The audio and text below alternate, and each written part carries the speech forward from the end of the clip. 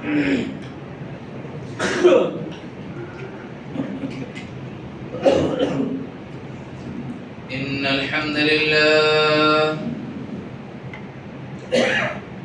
الحمد لله نحمده ونستعينه ونستغفره ونعوذ بالله من شرور أنفسنا ومن سيئات أعمالنا من يهده الله فلا مضل له ومن يضلل فلا هادي له وأشهد أن لا إله إلا الله وحده لا شريك له وأشهد أن محمدًا عبده ورسوله يا أيها الذين آمنوا اتقوا الله حق تقاته ولا تموتن إلا وأنتم مسلمون يا أيها الناس اعبدوا ربكم الذي خلقكم من نفس واحدة وخلق منها زوجها وبث منهما رجالا كثيرا ونساء واتقوا الله الذي تساءلون به والأرحام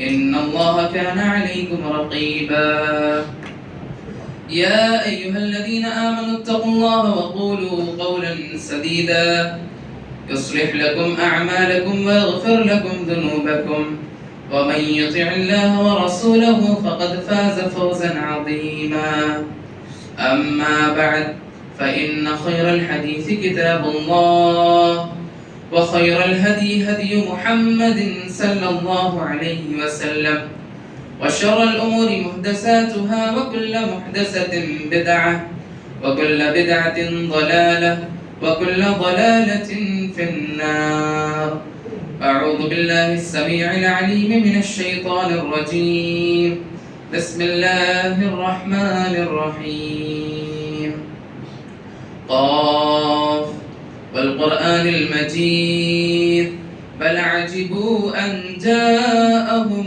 منذر منهم فقال الكافرون هذا شيء عجيب أإذا متنا وكنا ترابا ذلك رجع بعيد قد علمنا ما تنقص الأرض منهم وعندنا كتاب حفيظ بل كذبوا بالحق لما جاءهم فهم في أمر مريج أفلم ينظروا إلى السماء فوقهم كيف بنيناها وزيناها وما لها من فروج والأرض مددناها وألقينا فيها رواسي وأنبتنا فيها من كل زوج بهيج تبصرة وذكرى لكل عبد منيب ونزلنا من السماء ماء مباركا فأنبتنا به جنات وحب الحصيد والنخل باسقات لها طلع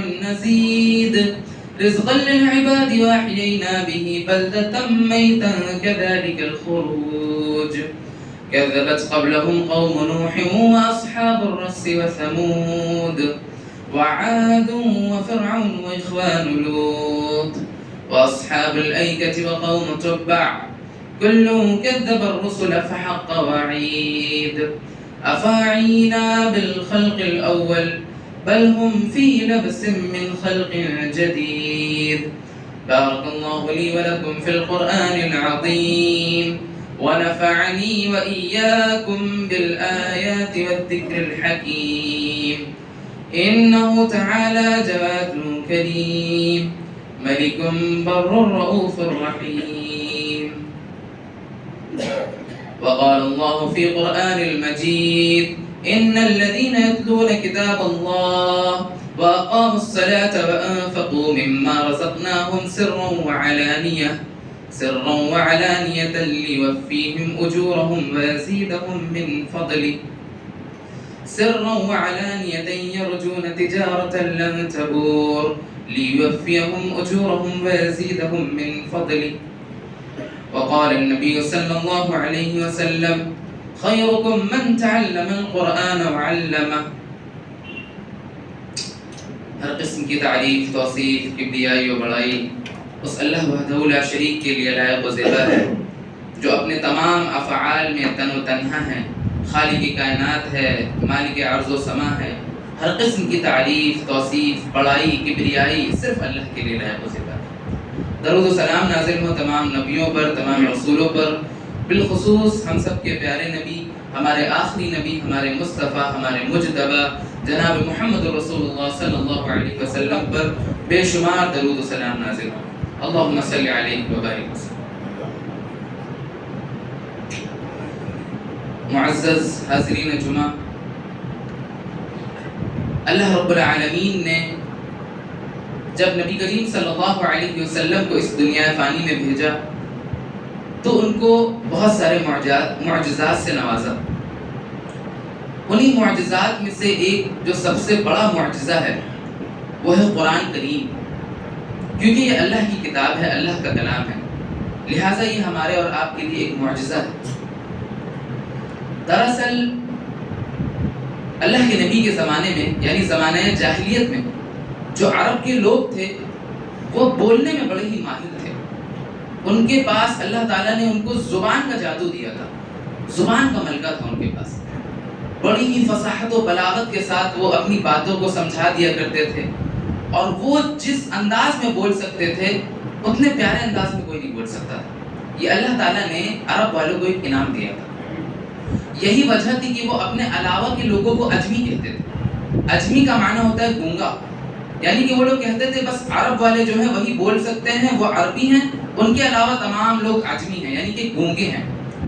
تو اللہ تعالیٰ نے ان کے اس تکبر کو توڑنے کے لیے قرآن مجید نازل کیا اپنے نبی پر۔ اب جب کفار مشرکین نے، یعنی اہل عرب نے جب قرآن کو سنا تو وہ دنگ رہ گئے، کیونکہ ان کو لگتا تھا کہ سب سے بہترین طریقے سے ہم ہی بول سکتے ہیں، یعنی کہ ہمارا انداز سب سے بہترین انداز ہے۔ اور واقعی اللہ تعالیٰ نے ان کو اتنا ٹیلنٹ اور اتنا ہنر دیا تھا زبان کے معاملے میں کہ زمانہ جاہلیت میں اس وقت کے عرب جو مقالے اور جو شعر و شاعریاں لکھ کے گئے ہیں آج تک دنیا اس سے مستفیض ہو رہی ہے۔ تو اللہ نے ان کی اس کاٹ کے لیے، ان کے اس تکبر کو توڑنے کے لیے قرآن مجید کو نازل کیا اپنے نبی پر۔ اب جب انہوں نے قرآن کو سنا تو وہ نبی کا مذاق بنانے لگے، کہنے لگے یہ تو پہلے کے لوگوں کی قصے کہانیاں سناتا ہے محمد، اور یہ کچھ بھی بولا کرتا ہے، یہ کسی سے سن کے آتا ہے اور بول دیتا ہے۔ تو اللہ تعالیٰ نے ان کو چیلنج کیا۔ اللہ تعالیٰ نے قرآن مجید میں فرمایا قُلْ لَئِنِ اجْتَمَعَتِ الْإِنسُ وَالْجِنُّ عَلَىٰ أَن يَأْتُوا بِمِثْلِ هَٰذَا الْقُرْآنِ لَا يَأْتُونَ بِمِثْلِهِ وَلَوْ كَانَ بَعْضُهُمْ لِبَعْضٍ ظَهِيرًا۔ اللہ تعالیٰ نے کہہ دیا اے نبی آپ کہہ دیجئے تمام جنات، تمام انسان، اس دنیا میں جتنے لوگ ہیں سب لوگ مل جائیں اور اس قرآن کی جیسی کوئی کتاب لا کے دکھا دیں، اگر یہ اللہ کا کلام نہیں ہے، لا یأتون بمثلی، بلکہ وہ لوگ نہیں لا سکتے۔ اللہ تعالیٰ نے کہا وَلَوْ كَانَ بَعْضُهُمْ لِبَعْضٍ ظَهِيرًا، آپس میں سب ایک دوسرے کے خیر خواہ ہو جائیں، سب مل جائیں، لیکن اس کے بعد بھی قرآن کے جیسا کلام نہیں پیش کیا جا سکتا۔ پھر ایک جگہ اللہ تعالیٰ نے کہا چلو قرآن تو بہت بڑا ہے، اس جیسی 10 سورت لے آؤ، فَأْتُوا بِعَشَرِ سُوَرٍ مِثْلِهِ۔ پھر ایک جگہ اللہ تعالیٰ نے کہا فَأْتُوا بِسُورَةٍ مِّن مِثْلِهِ، اس جیسی ایک سورت لے آؤ، ایک سورت بھی نہیں لا سکتے۔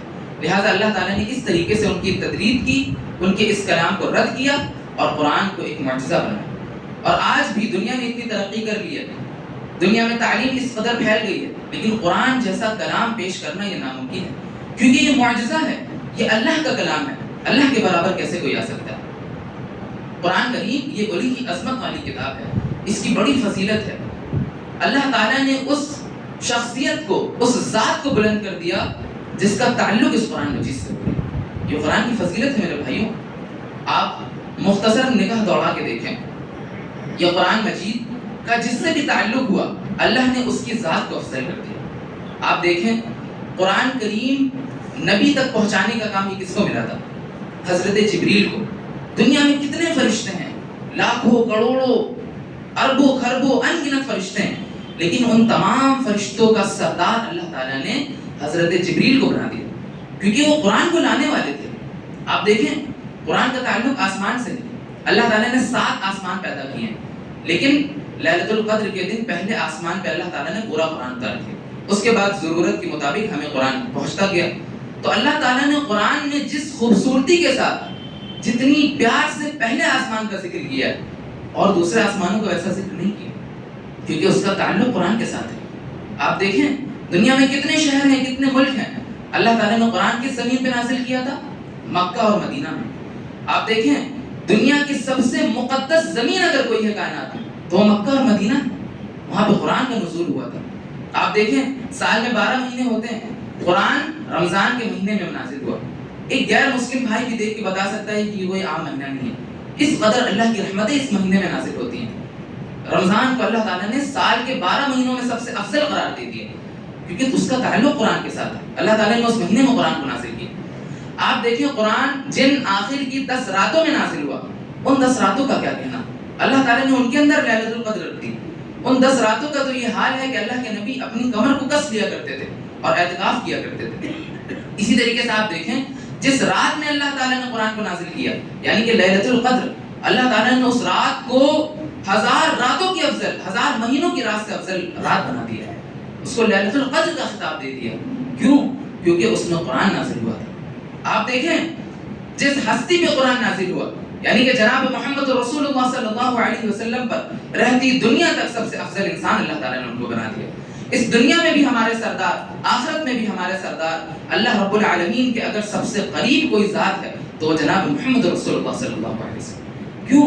کیونکہ اللہ تعالیٰ نے ان کے اوپر قرآن کا نازل کیا تھا، قرآن کا نزول کیا تھا۔ آپ دیکھیں اللہ کے نبی کے جس حصے پر قرآن نازل ہوا یعنی کہ اللہ کے نبی کے دل پر، اللہ تعالیٰ نے اس دل کا حال یہ ہے کہ اللہ تعالیٰ نے آسمان سے فرشتوں کو اتارا اور فرشتوں نے اللہ کے نبی کے سینے کو چاک کیا، ان کے دل کو نکالا، ان کے دل کے گندے حصے کو کاٹ کے پھینک دیا اور زمزم سے اس دل کو دھویا گیا۔ ہے کوئی ایسا دل؟ لیکن اس دل کو کیسے نہ دھویا جاتا، اس میں قرآن کا جو نزول ہونا تھا۔ اور آپ دیکھیں اللہ تعالیٰ نے اس امت کو بہترین امت بنا دیا جس کے اوپر قرآن کو نازل کیا۔ اللہ تعالیٰ نے کنتم خیر امت اخرجت للناس کے نام سے اس کو قرار دے دیا، تم ساری امتوں میں سب سے بہترین امت ہے کیونکہ تمہارے اوپر قرآن کو نزول ہوا ہے، یہ معمولی بات نہیں ہے۔ تو قرآن بڑی ہی عظمت والی کتاب ہے، بڑی ہی فضیلت کی حامل ہے۔ قرآن کا مقدس، قرآن کا تقدس اتنا ہے کہ اس کا جس ذات کے ساتھ بھی تعلق ہوا اللہ تعالیٰ نے اس ذات کا مرتبہ بنا دیا، اس کو فضیلت بخش دی۔ یہ قرآن ہے میرے بھائیوں، یہ اللہ کا کلام ہے۔ اب امت محمدیہ کے اوپر قرآن کے 3 حق ہیں جس میں ہر عام خاص شامل ہے، یعنی کہ جس حکم میں ہر عام خاص شامل ہے امت محمدیہ کے اوپر قرآن کے 3 ہیں۔ کون کون سے ہیں؟ سب سے پہلی چیز قرآن میں جو اللہ تعالیٰ نے نازل کیا ہے اس کو ہمیں اس کے اوپر عمل کرنا ہے، اس کے مطابق زندگی گزارنی ہے۔ دوسری چیز قرآن کو جو اللہ تعالیٰ نے نازل کیا ہے وہ اس لیے کیا ہے تاکہ ہم لوگ اس پر تدبر کریں، غور و فکر کریں، اس کو سمجھ کر پڑھیں۔ یہ دوسرا حق ہے امت محمدیہ کے اوپر۔ تیسرا حق قرآن کریم کی تلاوت کرنا، اس کو پڑھنا، کیونکہ اللہ تعالیٰ نے قرآن کو نازل ہی اس لیے کیا کہ اس کو پڑھا جائے اور اس سے فائدہ اٹھایا جائے۔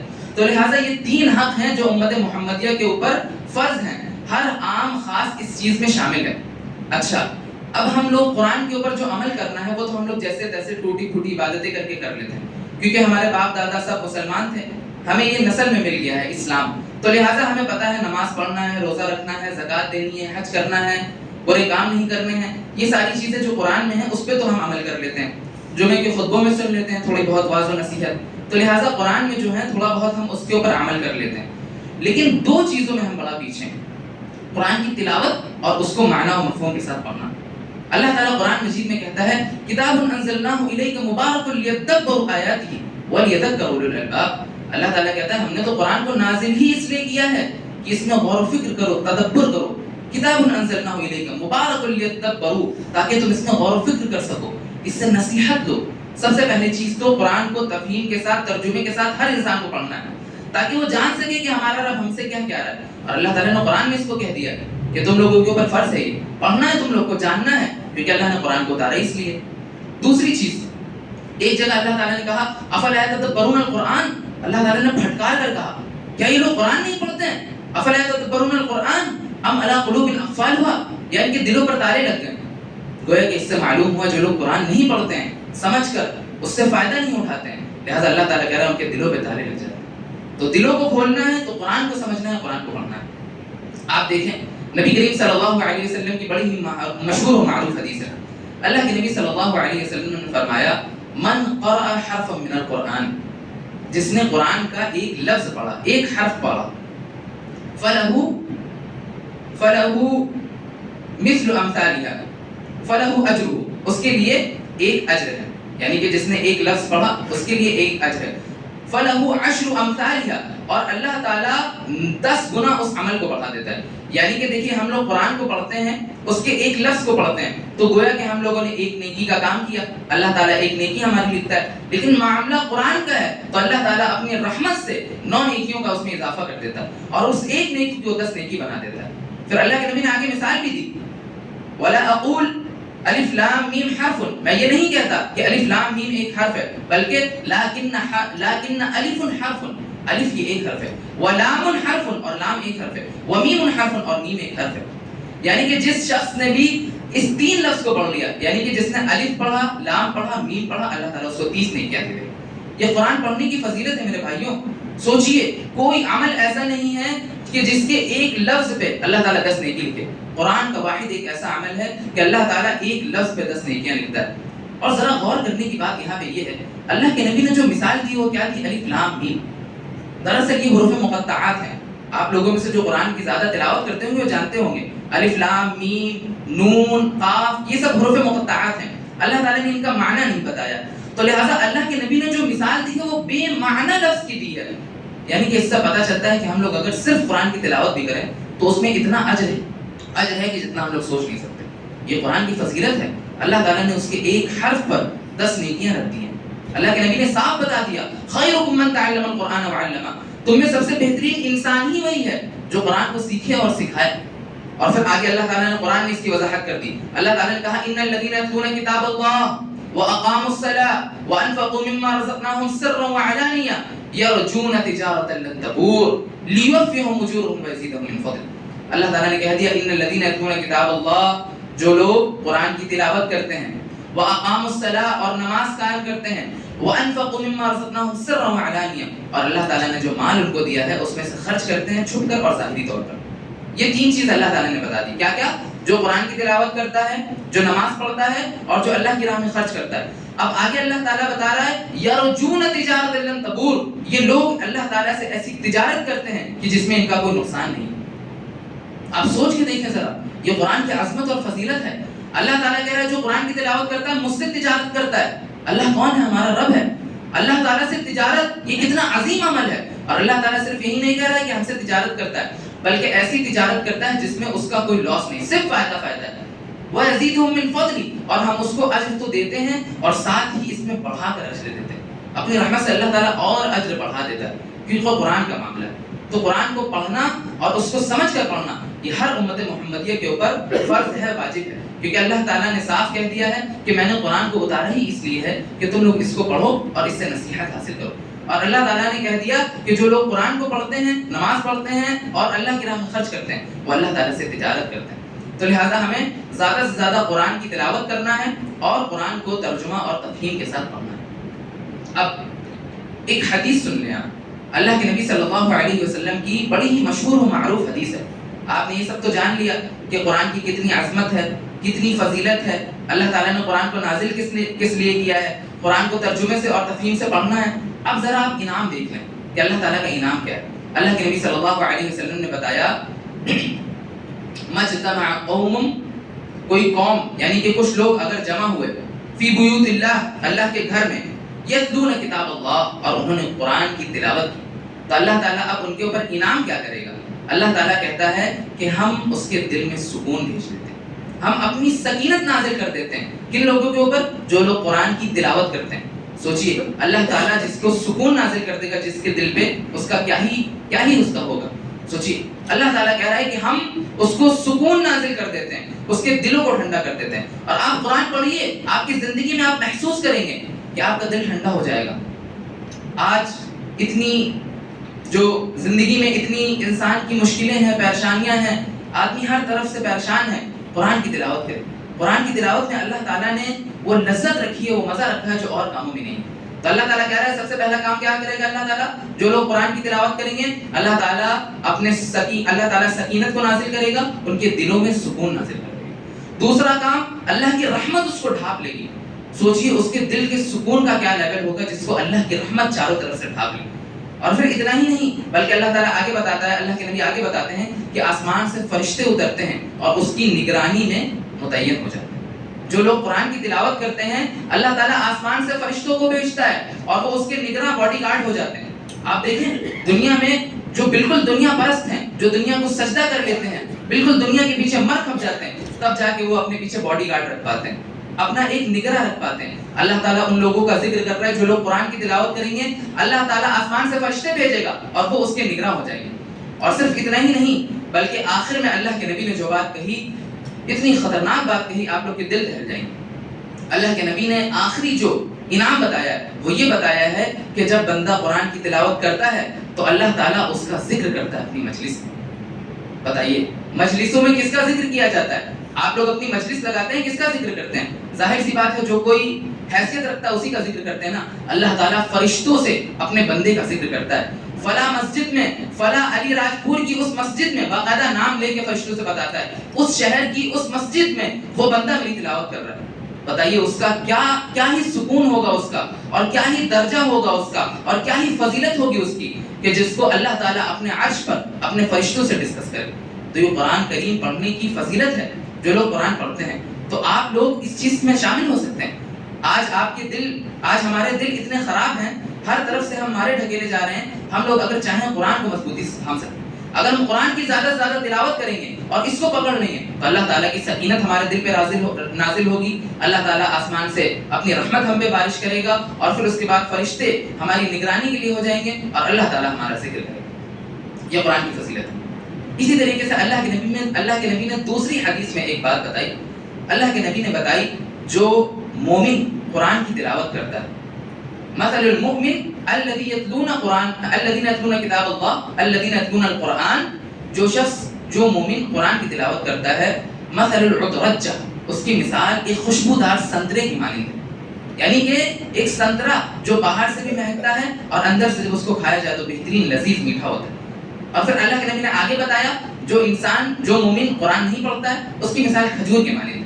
یعنی کہ وہ کھانے میں تو میٹھا ہے لیکن کوئی لذت نہیں ہے اس میں، اس کے اندر خوشبو نہیں۔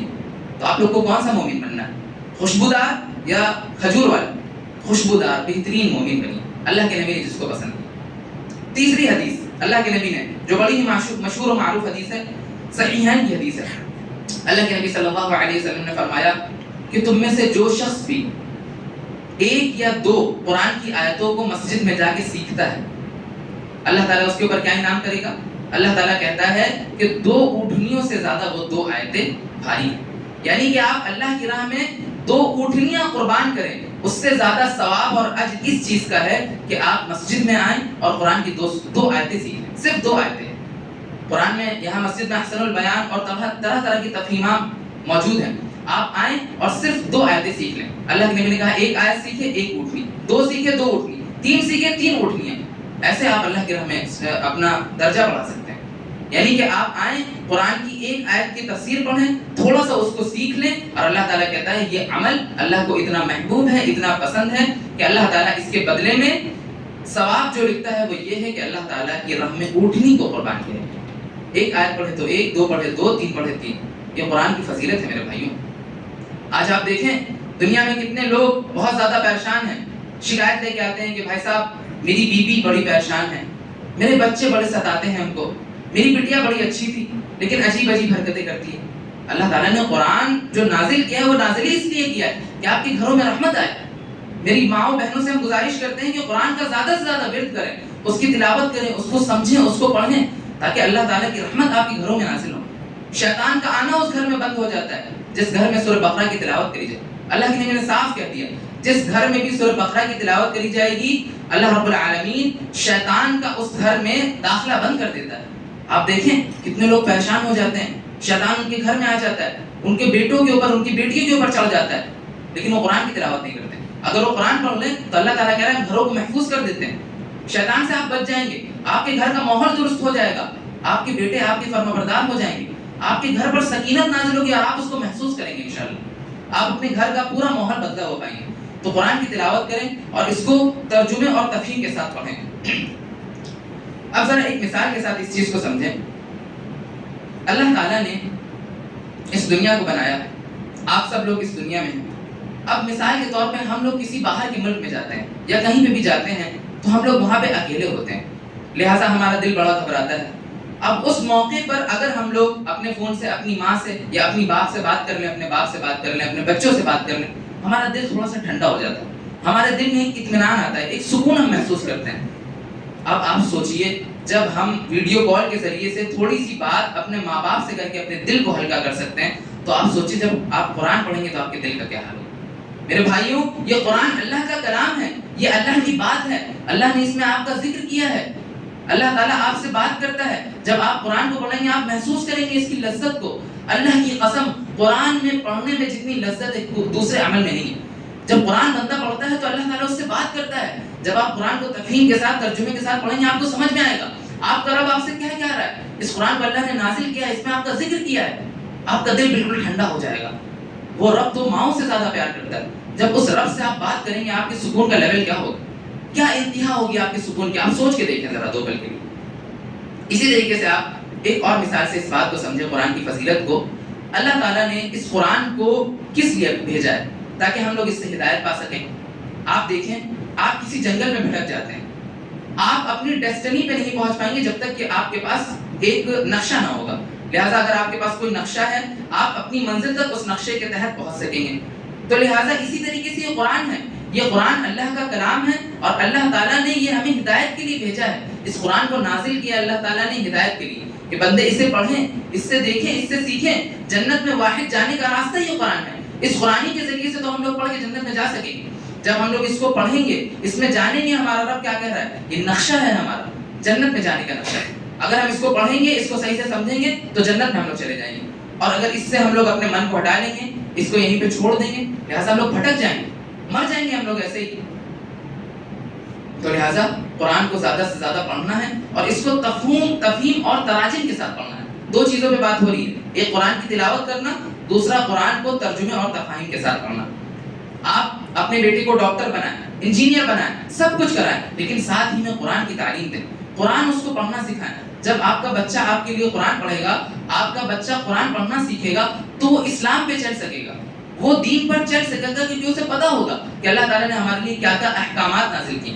اللہ تعالیٰ نے اس قرآن کریم میں تمام احکام نازل کر دیے ہیں، کس طریقے سے سونا ہے، کب اٹھنا ہے، کب لیٹنا ہے، کب بیٹھنا ہے، کیا کیا طریقے ہیں، سب کچھ اللہ تعالیٰ نے قرآن میں نازل کر دیا۔ ہمارے اسلاف نے قرآن کو مضبوطی سے تھاما تھا، یہی وجہ تھی کہ وہ عروج تک پہنچے تھے، اور آج ہم نے قرآن کو پشے پشت ڈال دیا، قرآن کو پیچھے چھوڑ دیا۔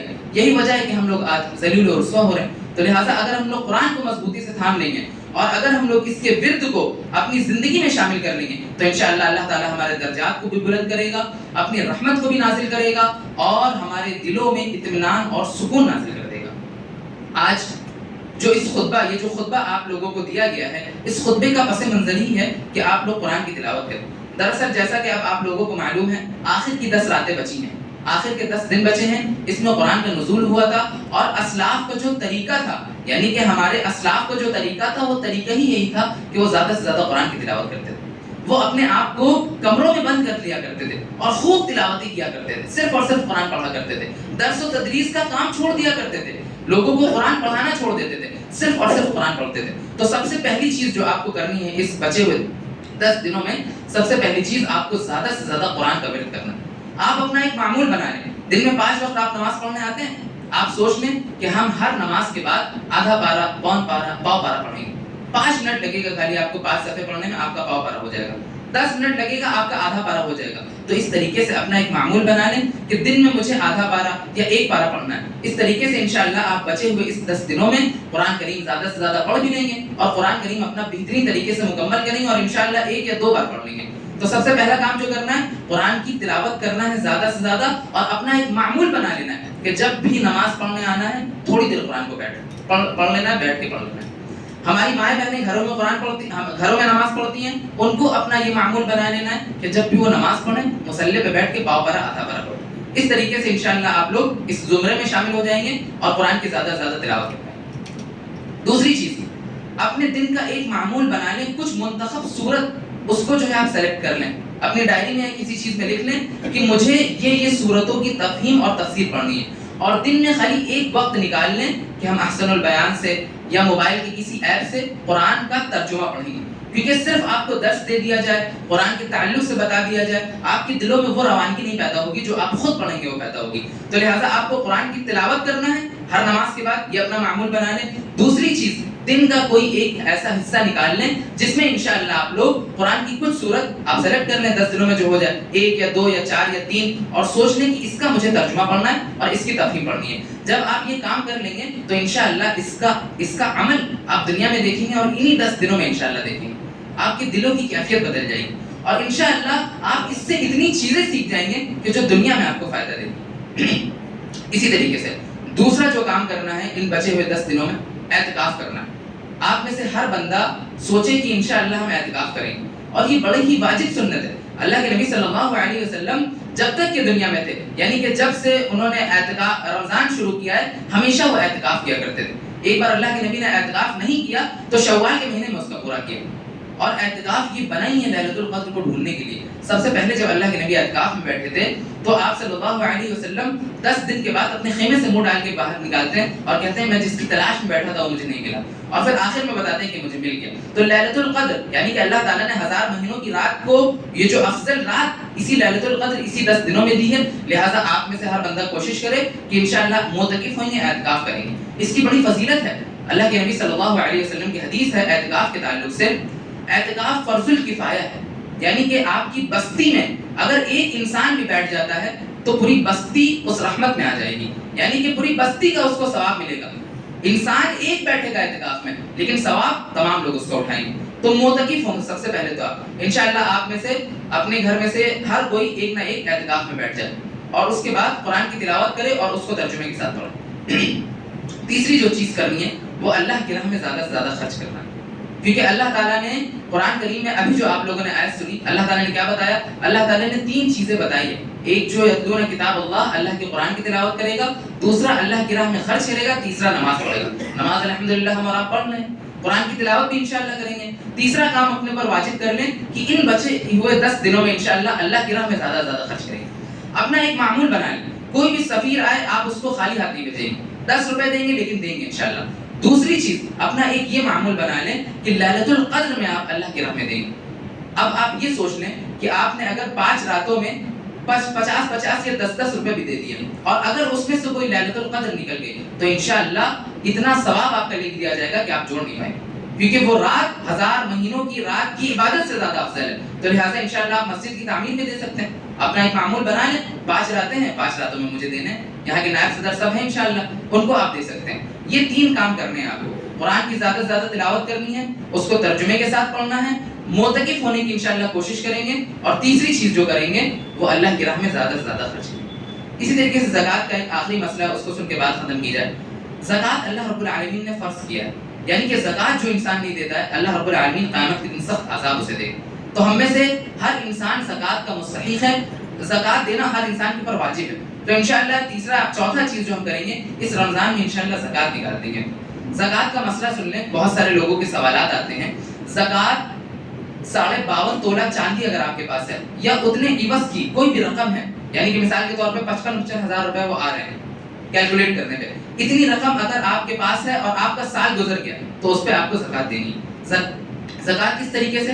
100 روپے میں 2.5 روپے، 10,000 میں 2,500، اس طریقے سے زکوٰۃ ہے. تو انشاءاللہ آپ لوگ اس کو اپنے مطابق دیکھ لیں. جمع ہوا پیسہ یعنی کہ 1 سال گزر گیا ہے اور اس کے اوپر آپ کا پیسہ اسی طریقے سے جمع ہے، اس چیز پہ آپ کی زکوٰۃ آ جاتی ہے. پہلے کے زمانے میں تو گائے اور بھینس سب چیز پہ زکوٰۃ تھی، لیکن اب کے زمانے میں ہمارے پاس پلاٹ ہوتے ہیں، کرائے کے گھر ہوتے ہیں، لہٰذا اس چیز پہ ہماری زکوٰۃ نکلے گی. ہمارا کرایہ آ رہا ہے اور وہ سال بھر اگر سیف ہو گیا تو اس پہ انشاءاللہ ہم لوگ زکوٰۃ نکالیں گے. اگر ہماری ماؤں بہنوں کے پاس 7.5 تولہ سے زیادہ سونا ہے تو اس پہ انشاءاللہ زکوٰۃ نکالیں گے، اور 52.5 تولے سے زیادہ چاندی ہے یا اس کی عوض رقم ہے تو انشاءاللہ اس کے اوپر زکوٰۃ نکلے گی.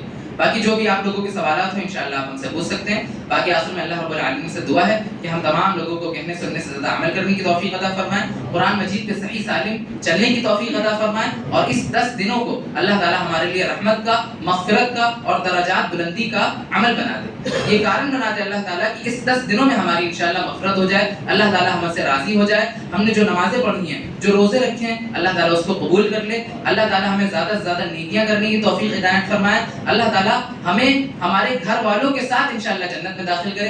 ہمیں اس قابل بنائیں کہ ہم اپنے گھر والوں کو نصیحتیں کریں, اپنے بچوں کو سکھائیں, ان کو پڑھائیں, ان کو تربیت کریں. اللہ تعالیٰ ہمیں اس قابل بنائے. اور انشاءاللہ اللہ رب العالمین سے دعا ہے کہ ہم میں جتنے بھی لوگ بیمار ہیں اللہ تعالیٰ ان کو شفا یاب کرے. جو ہم میں سے قرض دار ہیں اللہ تعالیٰ ان کے قرضے کو دور کر دے. آخر میں اللہ رب العالمین سے دعا ہے کہنے سننے سے زیادہ عمل کرنے کی توفیق عنایت فرمائے. آمین. وآخر دعوانا الحمدللہ رب العالمین.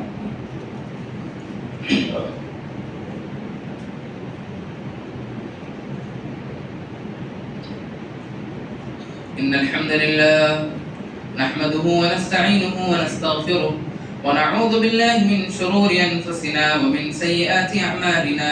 من يهده الله فلا مضل له ومن يضلل فلا هادي له. وأشهد أن لا إله إلا الله وحده لا شريك له وأشهد أن محمدا عبده ورسوله. يا أيها الذين آمنوا اتقوا الله حق تقاته ولا تموتن إلا وأنتم مسلمون.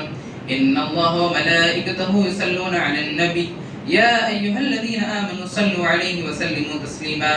اللهم صل على محمد وعلى آل محمد كما صليت على إبراهيم وعلى آل إبراهيم إنك حميد مجيد. اللهم بارك على محمد وعلى آل محمد كما باركت على إبراهيم وعلى آل إبراهيم إنك حميد مجيد. عباد الله رحمكم الله، إن الله يأمر بالعدل والإحسان وإيتاء ذي القربى وينهى عن الفحشاء والمنكر والبغي يعظكم لعلكم تذكرون. سبحان ربك رب العزة عما يصفون وسلام على المرسلين والحمد لله.